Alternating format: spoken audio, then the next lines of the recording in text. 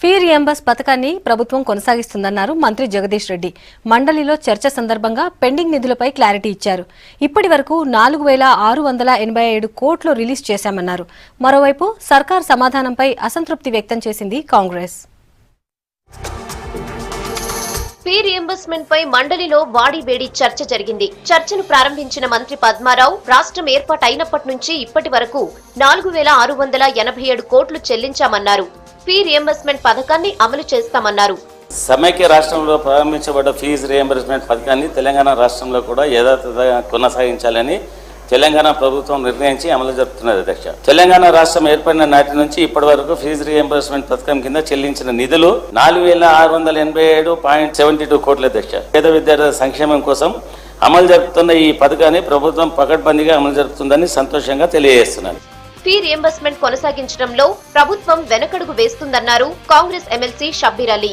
గత అసెంబ్లీలో 3600 కోట్లు ఇస్తామని హామీ ఇచ్చిన ప్రభుత్వం మాట తప్పిందన్నారు. దీనిపై స్పందించిన మంత్రి తలసాని ఫీ రియంబర్స్మెంట్ పై విపక్షాలు పొలిటికల్ డ్రామా నడిపిస్తున్నాయన్నారు.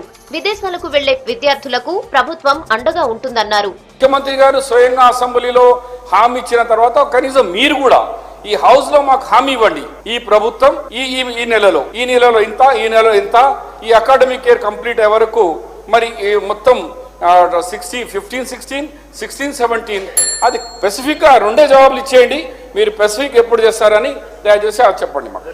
బట్ నేనేమంటా అంటే ఇది ఒక పొలిటికల్ డ్రామా కింద నడుస్తుంది. ఈ మధ్యకాలంలో కొంతమంది స్టూడెంట్స్ను లేక కొంతమంది పొలిటికల్ సిస్టమ్ లోపల ఏదో ఫీజు రియంబర్స్మెంట్ మేమేదో కడతలేనట్టు లేకపోతే ఇవన్నీ చేస్తున్నారు. అధ్యక్ష, సరైన టైంలో ప్రభుత్వం ఫీ రియంబర్స్మెంట్ రిలీజ్ చేయకపోవడంతో కాలేజీలు క్వాలిటీ విద్యను అందించడం లేదని ఆరోపించారు విపక్ష నేతలు.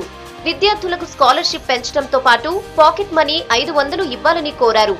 ఎస్సీ, ఎస్టీ, బీసీ, మైనారిటీ ఆర్థికంగా వెనకబడినటువంటి వర్గాలు వాళ్ళ మేధస్సు మీద దెబ్బ కొట్టద్దు. ఏ రకంగా చేస్తారో ఇది ఒక ప్రయారిటీ సెక్టర్ కింద పెట్టి, ఒకటి వైపు రైతులు ఇంపార్టెంటే, విద్యార్థులు ఇంపార్టెంటే. ఈ విద్యార్థి సమాజం మీ కొరకు ఎదురు చూస్తుంది. సమావేశాల్లో మాకు పూర్తిగా ఫీజు రియంబర్స్మెంట్ చేస్తారు.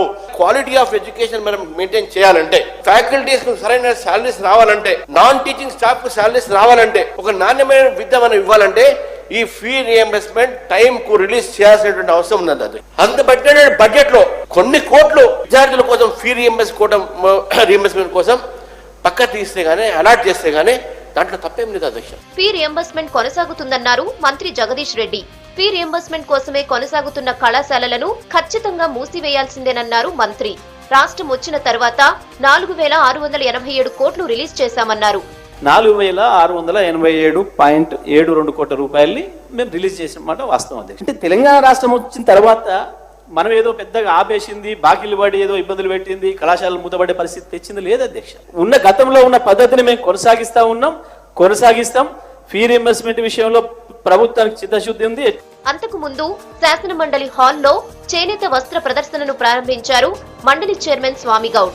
ఈ సందర్భంగా పాల్గొన్న మంత్రులు, ఎమ్మెల్సీలు చేనేత వస్త్రాలను కొనుగోలు చేశారు. ప్రతి ఒక్కరూ చేనేత వస్త్రాలను ప్రోత్సహించాలన్నారు.